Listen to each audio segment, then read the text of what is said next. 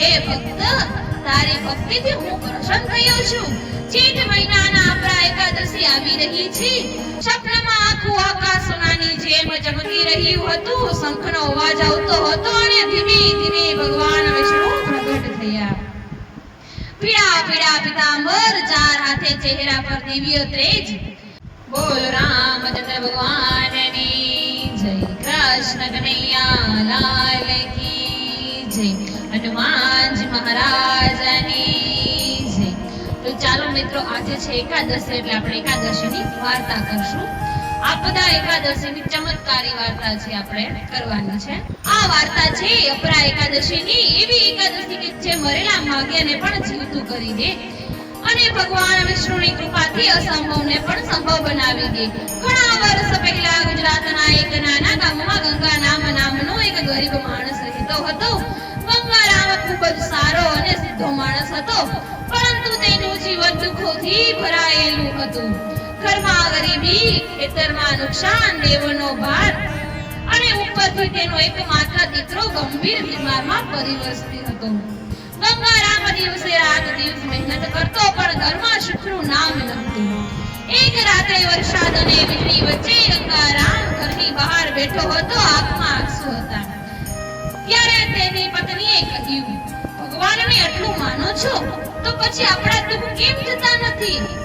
ગંગારામે આકાશ તરફ જોઈને કહ્યું કે ભગવાન પરીક્ષા લે છે, પણ એક દિવસ જરૂર કૃપા કરશે.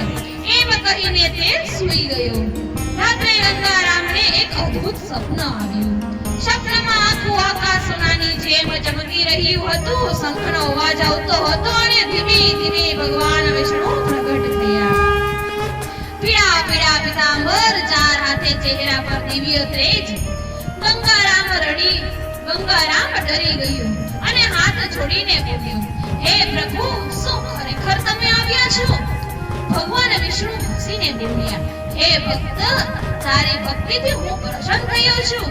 ચૈત્ર મહિનાના આપણા એકાદશી આવી રહી છે.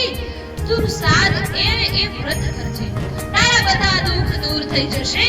ગંગારામ ઊંઘમાંથી જાગી ગયો. તેને આખું શરીર કંપી રહ્યું હતું. સવાર પડતા જ તેના ગામના વૃદ્ધ પંડિતે આખું સપનું કહ્યું. પંડિતજીએ આચાર્યથી બોલ્યા કે બેટા, તું ભાગ્યશાળી છે. દરેકને ભગવાન આવા દર્શન નથી આપતા. અપરા એકાદશીનો દિવસ આવ્યો. ગંગારામે ઘરમાં અનાજ નહોતું, છતાં ઉપવાસ રાખ્યો. ઘરમાં માત્ર એક નાનો દીવો પ્રગટાવ્યો. તુલસી પાસે બેસીને આખી રાત ઓમ નમો ભગવતે વાસુદેવાયનો જપ કર્યો. ભક્તો, સાચી ભક્તિ પૈસામાં નથી જોતા, ભગવાન તો સીધા દિલને જુએ છે. રાત્રે 12 વાગે આસપાસ અચાનક એક ચમત્કાર થયો. ગંગારામના ઘરની બહાર અજવાળું થવા લાગ્યું. હવા સુગંધિત બની ગઈ અને દરવાજા પાસે એક વૃદ્ધ સાધુ ઊભા હતા. સાધુએ કહ્યું, બેટા, ઘણા દિવસોથી ભૂખ્યો છું, કંઈ ખાવા મળશે? ઘરમાં તો કશું જ નહોતું, પણ ગંગારામે પોતાની પત્નીને કહ્યું, ઘરમાં થોડોક લોટ બચ્યો છે, એમાંથી રોટલી બનાવી દઉં. પત્નીએ કહ્યું, આપણે તો ભૂખ્યા જ છીએ. ગંગારામ બોલ્યા, ભૂખ્યા સાધુને ખવડાવ્યું એ સૌથી મોટું પુણ્ય છે. સાધુએ પ્રેમથી ભોજન લીધું અને જતા જતા બોલ્યા, કાલ સવારથી તારું ભાગ્ય બદલાઈ જશે. સવાર પડી અને ભક્તો, જે થયું તે જોઈને આખું ગામ ચોંકી ગયું. ગંગારામના વર્ષથી સુકાઈ ગયેલો પડેલો ખેતરનો લીલો થઈ ગયો હતો. જે ગાય ઘણા મહિનોથી દૂધ ના આપતી હતી, તે ભરપૂર દૂધ આપવા લાગી. અને થોડો મોટો ચમત્કાર, તેનો બીમાર દીકરો જે મહિનાઓથી પથારીમાં હતો, એ પોતાના પગે ચાલીને બહાર આવ્યો. ગંગારામ તેની પત્નીને આંખોમાંથી આંસુ વહેવા લાગ્યા. તેઓ સમજી ગયા કે રાત્રે આવેલા સાધુ કોઈ સામાન્ય માણસ નહોતા, એ તો સ્વયં ભગવાન શ્રી વિષ્ણુ જ હતા. આ સમાચાર આખા ગામમાં ફેલાઈ ગયા. લોકો ગંગારામના ઘરે આવવા લાગ્યા. ગંગારામ બધાને એક જ વાત કહેતો, ચમત્કાર પૈસાથી થતો નથી, સાચી શ્રદ્ધા અને ભક્તિથી થાય છે. તે દિવસ પછી ગંગારામના ઘરમાં ક્યારેય દુઃખ આવ્યું જ નહીં.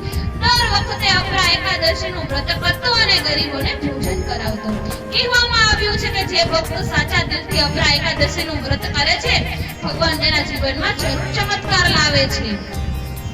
ભક્તો, ભગવાનને સોનાના મહેલ નથી જોઈતા, ભગવાનને જોઈએ છે સાચું દિલ અને સાચી ભક્તિ. બોલો એકાદશી માત કી જય. જો અમારો વિડીયો તમને પસંદ આવ્યો હોય તો લાઈક શેર સબસ્ક્રાઇબ કરવાનું ના